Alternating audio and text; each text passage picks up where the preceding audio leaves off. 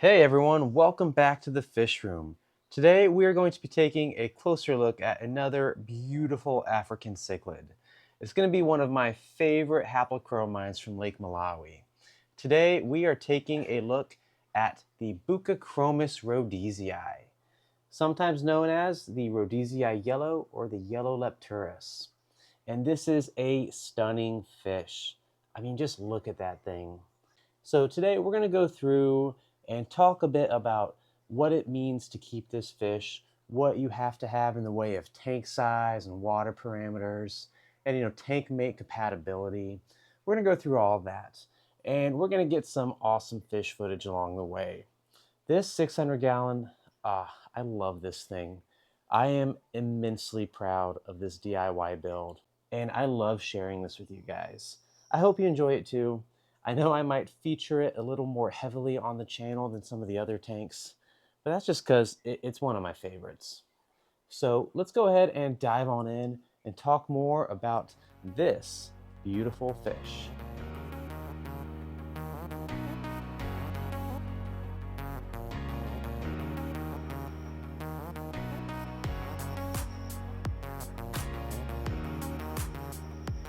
Let's first talk about where this fish got its name, or specifically the yellow part of its name, because this fish is mostly blue. It has a solid blue body, but you can tell it does have a bright yellow fin, both a dorsal fin and a caudal fin.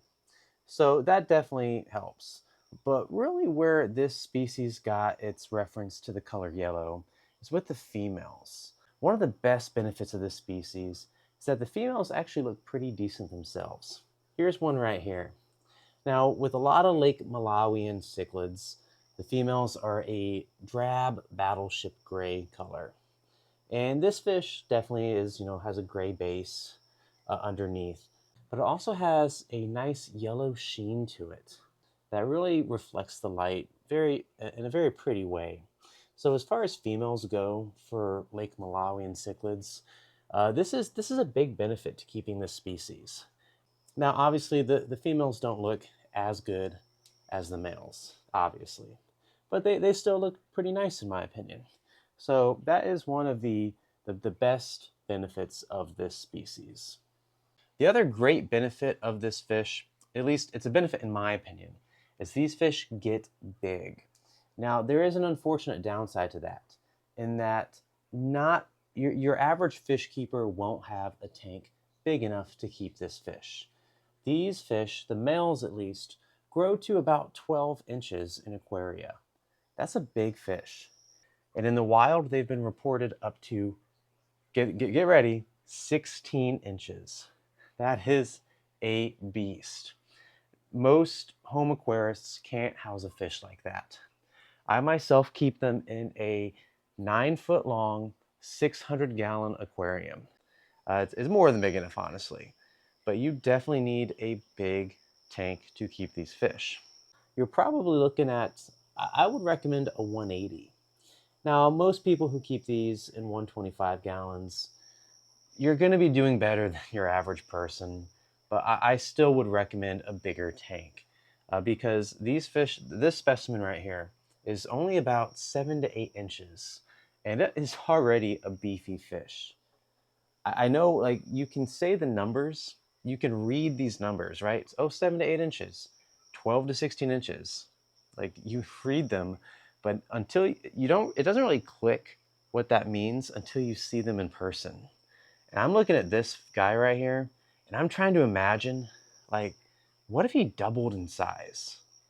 That would be huge. And to me, that's a huge benefit because I love big fish. A big fish, especially a big colorful fish, they're striking. They stop you in your tracks when you see them and when other people see them. But in some ways, it can be a downside. But let's talk water parameters. Like most Malawian cichlids, these fish prefer pretty hard water with a high pH. We keep them in water with a pH of 8.2 up to 8.4. We don't do anything to achieve that. That's just how hard our water is naturally out of the tap. They can tolerate a wider range, from softer up to even harder. in the lower sevens pH, they'd probably do just fine.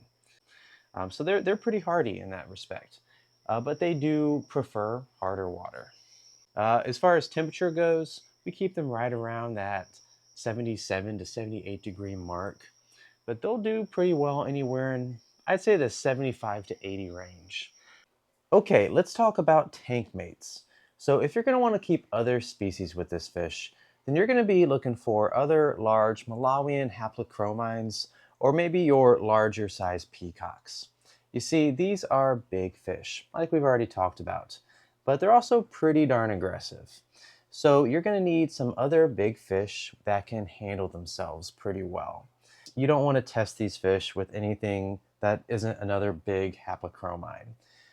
These guys will just, they will destroy anything that is small enough to fit in their mouth, and it just won't end well.